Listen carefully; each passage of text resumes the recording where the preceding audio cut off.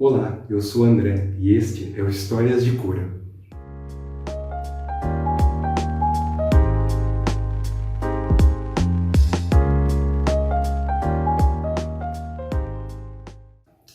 Dias atrás, uma mulher de descendência japonesa entrou em contato comigo dizendo que ela gostaria de prestar algum auxílio ao filho que desde o início da pandemia se encontrava trancado em seu quarto.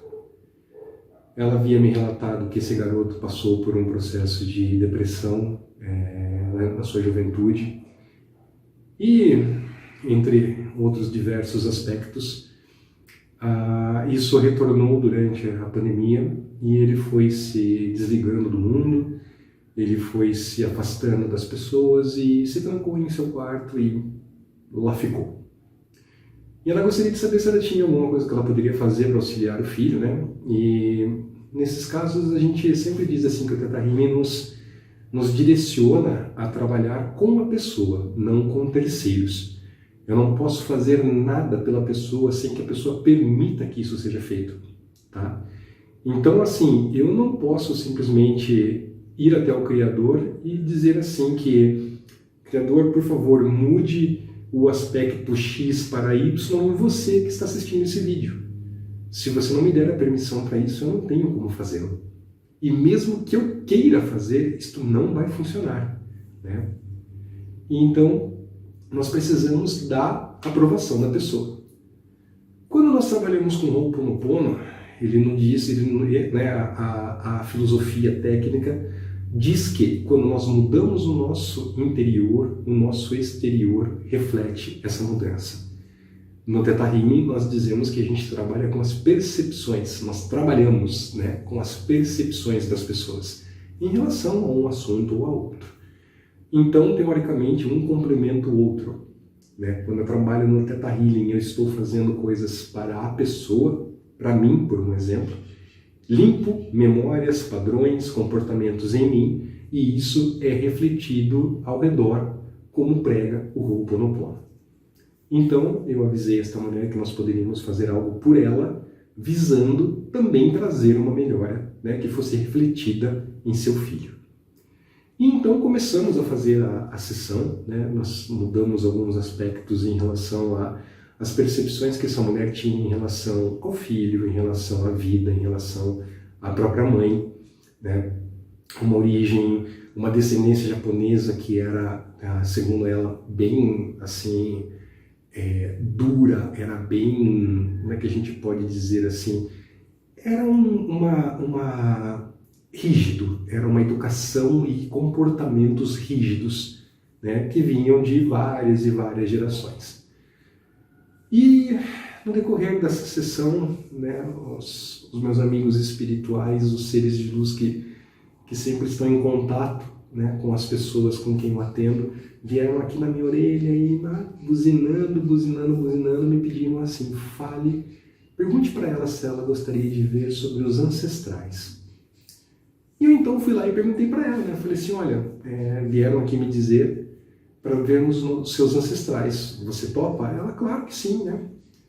E então nós fizemos o processo e pedimos para que, né, o Criador nos levasse em sua linha de ancestralidade até o primeiro ancestral que se encontrou preso, né, dentro de um quarto ou de alguma maneira enclausurado, e qual era o benefício, né, que ele obteve, que esse ancestral obteve nessa situação.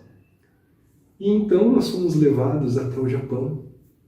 Não vou dizer para você que foi na época feudal, mas foi numa época bem anterior a esta nossa, né? E nesta sessão me foi mostrado um senhor de kimono com uma espada, né, pendurada, né, em um cinto ao seu lado, ajoelhado de cabeça baixa dentro de um quarto. Fora desta casa havia uma guerra, né, Japão estava em guerra, e este homem tinha muito medo de participar da guerra e não pelo medo de morrer, sim de tirar a vida de uma outra pessoa. O medo que foi mostrado durante essa manifestação, essa visão, foi o do medo de ceifar a vida de uma outra pessoa. e isso o travou dentro daquele quarto.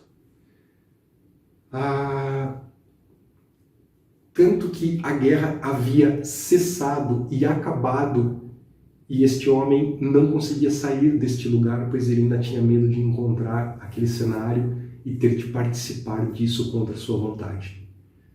Então esse era o benefício, né? Eu fico trancado e não preciso matar alguém. Eu não preciso brigar, disputar, duelar com alguém. E então nós fomos mudando, né, essas percepções desse ancestral desta mulher, fomos trazendo o conforto de que ele não deveria, né, ele não precisaria tirar a vida de ninguém, ele não precisaria praticar atos violentos. E fomos trazendo sentimentos, sensações e no final da cura desse ancestral, o que ele antes enxergava como tudo destruído, queimado, aquela imagem cinza de morte, tinha sido substituída por todas as construções, mais uma vez em pé, todas as casas de pé, a natureza toda exuberante as árvores florindo. Ele estava num lugar lindo. A hora que ele pôde sair dessa casa, abrir esta porta e sair de dentro de onde ele estava escondido, onde ele estava seguro, por assim dizer, a visão que ele teve foi assim de uma beleza ímpar. E então, quando a gente terminou a sessão, essa mulher me disse ainda que o pai havia falecido em um presídio. O pai estava preso no Japão. Não perguntei sobre quais condições aquilo aconteceu, como aconteceu, quando. Não achei pertinente naquele momento, né? E esses dias essa mesma mulher entrou em contato comigo dizendo que ela gostaria de... Não tem nem 15 dias atrás que essa sessão foi feita. E ela voltou me dizendo que ela gostaria de marcar uma segunda, porque ela tinha gostado muito do que tinha acontecido. E eu te agradeço por isso, por ser esse canal, por ter essa oportunidade de poder servir como este meio para ti, né? Como este caminho para que isto viesse até você. Muitíssimo obrigado, sinto muito lisonjeado por isso. E ela me veio dizendo que o filho havia saído do quarto e que ele, inclusive, topou cortar o cabelo. E ele está, então, aí em um processo de sair desta clausura autoimposta. E que ela estava muito feliz e emocionada porque isso chegou até o filho dela. Então, se você gostou dessa história, eu peço que você deixe aí o seu joinha, que você compartilhe com as pessoas que você gosta, que você ama, e que o Criador lhe abençoe. Esteja bem e em paz.